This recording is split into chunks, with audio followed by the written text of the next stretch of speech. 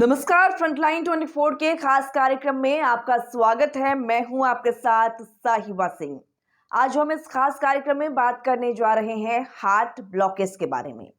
Heart blockage एक medical शब्द है जिसका अर्थ होता है हार्ट में रक्त प्रवाह को बाधित करने वाली वस्तुओं की वजह से धमनी या नसों में ब्लॉकेज हो गई हो।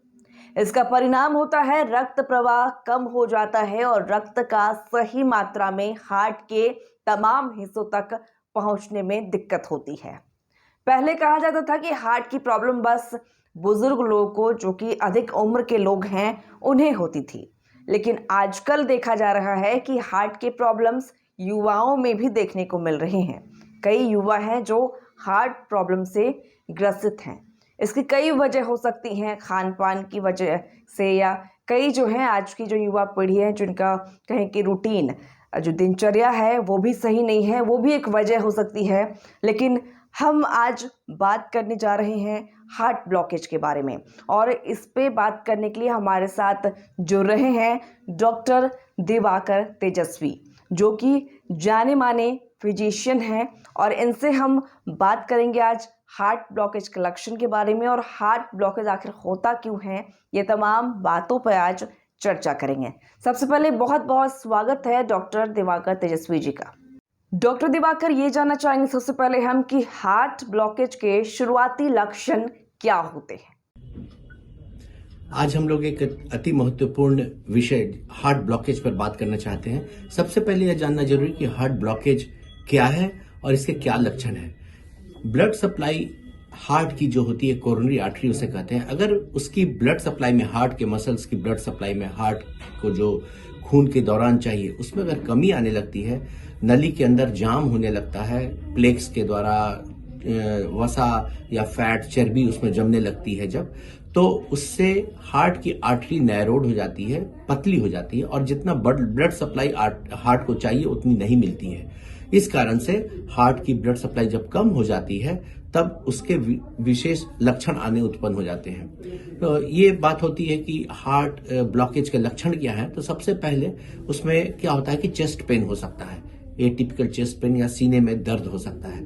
कभी कभी ये दर्द दांतों में दर्द होता है, बाएं कंधे में दर्द हो सकता है, बाएं हाथ में दर्द हो सकता है, चेस्ट में वेग डिस्कम्फर्ट टाइप का चीज हो सकता है, टाइटनेस लग सकती है। तो बड़ा डिफरेंट तरह का उसमें सिम्टम्स आता है, और ये अगर दर्द हो रहे हैं तो ये चेस्ट पेन जो है वो हार्ट ब्लॉकेज का एक लक्षण के रूप में दिख सकता है। दूसरी चीज है, यदि आपको चलने में, मेहनत करने में, एक्सरसाइज करने में, बोझ उठा के चलने में, सीढ़ी चढ़ने में हफ जाते हैं, तो वो भी एक लक्षण दिखता है। यदि ब्लड सप्लाई हार्ट की उस समय बढ़ जाती है, चाहती है कि हार्ट ज्यादा ब्लड मिले काम करते समय, और उसको ब्लड सप्लाई नहीं मिलती है, तो उस समय हफनी शुरू हो जाती है, दम फूलता है। अगर ये लक्षण है तो ये भी हार्ट ब्लॉकेज के एक लक्षण हो सकते हैं। इसके अलावे अगर किसी भी व्यक्ति को थकान बहुत लगती है, हमेशा रेस्ट में रहते हैं और रेस्ट लेने के बाद भी थकान में कमी नहीं आती है, तो वो भी हार्ट ब्लॉकेज के एक लक्षण हो सकते हैं। डॉक्टर दिवाकर, आगे ये जानना चाहेंगे कि हार्ट ब्लॉकेज की समस्या किन लोगों में ज्यादातर देखी जाती है। मैं डॉक्टर दिवाकर तेजस्वी अब ये जानेंगे कि हार्ट अटैक प्रायः किस उम्र में होता है, क्या यह बच्चों में भी होता है।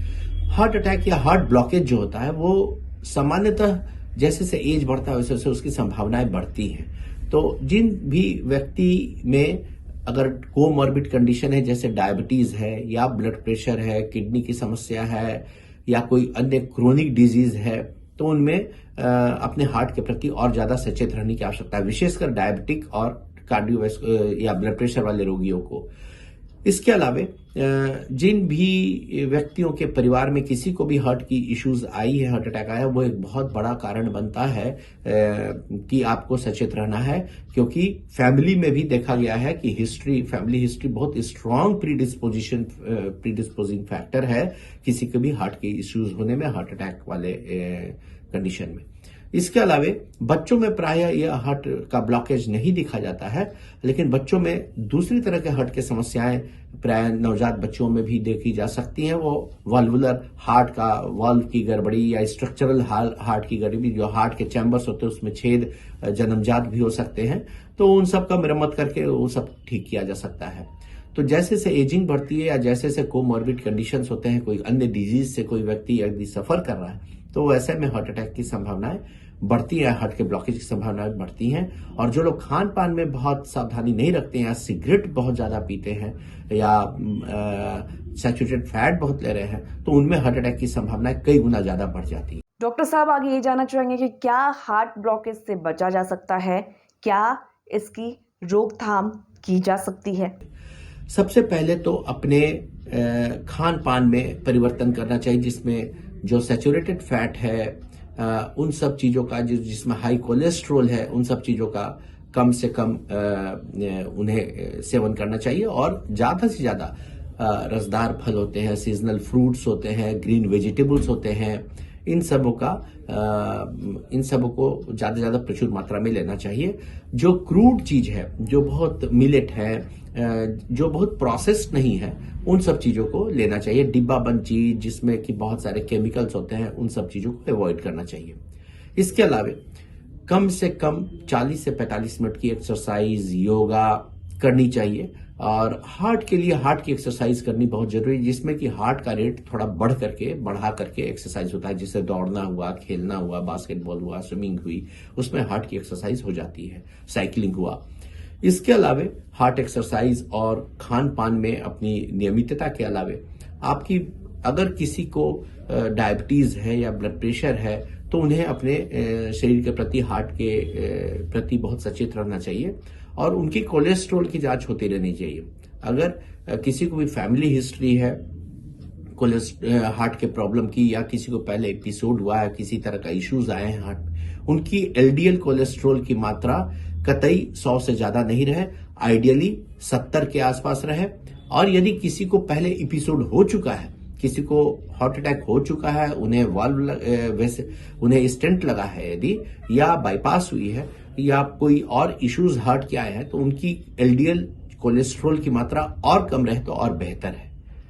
और इसके अलावे रात की निद्रा कम से कम 7 घंटे की टेंशन फ्री, स्ट्रेस फ्री निद्रा जरूर से लेनी चाहिए। अपने को स्ट्रेस फ्री रखना चाहिए, क्योंकि स्ट्रेस हार्मोन जो होते हैं, वो हार्मोन हार्ट अटैक के लिए, जो वेसल्स इन्फ्लेमेशन होते हैं, वो सब इन्फ्लेमेशन करते हैं बॉडी के अंदर में, और प्लेक्स के बनने में और उसके सटने में ज्यादा अपनी भूमिका निभाते। तो स्ट्रेस को दूर रखना बहुत जरूरी है हार्ट अटैक से बचने के। आगे ये जानना चाहेंगे, अगर किसी को हार्ट ब्लॉकेज हो जाए तो इसका क्या इलाज है, क्या चिकित्सीय परामर्श हो सकता है इसके लिए? किसी को यदि शक हो रहा है कि हार्ट अटैक हो रही है, चेस्ट में पेन हो रहा है, हार्ट की संभावनाएं हो सकती है कि हार्ट का ब्लॉकेज हो रहा हो, तो उस समय तत्काल क्या करना चाहिए?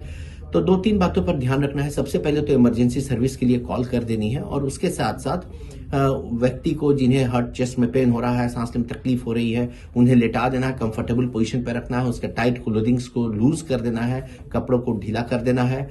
उसके साथ साथ यदि ऑक्सीजन है तो ऑक्सीजन की सप्लाई देती रहनी है। और सबसे इंपॉर्टेंट है कि एस्पिरिन अगर कॉन्ट्राइंडिकेटेड नहीं है किसी में, तो वो ब्लड थिनर जो है वो दे देनी है तुरंत। एस्पिरिन 75 मिलीग्राम की यहाँ मिलती है, 150 मिलीग्राम की मिलती है। वो एस्पिरिन को लेकर के जल्द से जल्द ले लें उसे। उसमें क्या होता है कि वो ब्लड को थिन करता है, क्लॉट जहां बन रहा है उसे उसमें क्लॉट को डिसलॉज करने में हेल्प करता है, और साथ में हार्ट अटैक के लिए इंटरवेंशन के लिए थोड़ा टाइम दे देता है। तो एस्पिरिन जरूर से दे, हर जगह अवेलेबल रहती है, उसी समय तत्काल उन व्यक्ति को। और उसके साथ साथ तत्काल उन्हें नियरेस्ट हेल्थ सेंटर पे ले जाए। ऐसा देखा गया कि हार्ट अटैक में जो विंडो होता है, जो जिसके अंतर्गत उन्हें इंटरवेंशन करना है, वो बहुत कम होता है, क्योंकि हार्ट की ऐसी चीज होती है, हार्ट अगर उसकी ब्लड सप्लाई कम जाती है तो बहुत हद तक वो डेथ होने की संभावना बढ़ जाती है। बहुत बहुत शुक्रिया डॉक्टर दिवाकर तेजस्वी आपका, कि आपने हमें बताया कि हार्ट ब्लॉकेज क्या है, क्या कुछ लक्षण है इसके, किस तरीके से इससे बचाव किया जा सकता है। तो दर्शकों, आप सुन रहे थे डॉक्टर दिवाकर तेजस्वी को। और फिलहाल आपको बता दें कि अगर आपको थकान लगे, या आपको कहीं भी दर्द हो, कहीं भी दांतों में दर्द हो, हाथों में दर्द हो, या फिर आपको चेस्ट पेन हो, तो आप तुरंत डॉक्टर की सलाह लें, डॉक्टर से मिलें और अपने बॉडी का जांच कराएं। ताकि अगर आपको किसी तरीके की समस्या हो, अगर हार्ट ब्लॉकेज की हम बात कर रहे थे, तो ये तमाम जो सिम्टम्स हैं वो हार्ट ब्लॉकेज के हैं। आपको थकान हो सकता है, आप एक्सरसाइज करेंगे तो तुरंत थक जाते होंगे, आप सीढ़ियाँ चढ़ेंगे तो हांफने लगते हैं, या फिर किसी तरीके का चेस्ट में पेन हो या किसी भी अंग में दर्द हो, तो आप ये लक्षण हो सकते हैं हार्ट ब्लॉकेज के। इसलिए आप डॉक्टर की सलाह लें। अगर ज़्यादा पेन है, ज़्यादा दर्द में है, तो डॉक्टर की सलाह लें और जांच करा लें कि क्या आपका जो हार्ट है, क्या वो स्वस्थ है या उसमें कहीं ब्लॉकेज की समस्या आ रही है। क्योंकि हार्ट ब्लॉकेज की वजह से ही हार्ट अटैक का खतरा जो है वो बढ़ता है। इसलिए अगर आप अधिक उम्र के हैं, डायबिटिक हैं, या फिर आपको कोई भी अधिक उम्र के हैं, आपको ज़्यादा से ज़्यादा सतर्क रहने की ज़रूरत है। आप अपने बॉडी का पूरी तरीके से चेकअप कराएं और स्वस्थ रहने के लिए आपके बॉडी का चेकअप होना ज़रूरी है। तो हार्ट ब्लॉकेज के लक्षण और क्या कुछ इसका इलाज हो सकता है, किस तरीके से आप इससे बचाव कर सकते हैं, इन तमाम बातों पर आज हमने आपसे रूबरू हुए। अगले एपिसोड में हम फिर किसी डॉक्टर के साथ आएंगे और फिर किसी नए टॉपिक के साथ आपसे रूबरू होंगे। तब तक आप देखते रहें फ्रंटलाइन 24। मुझे दीजिए इजाज़त।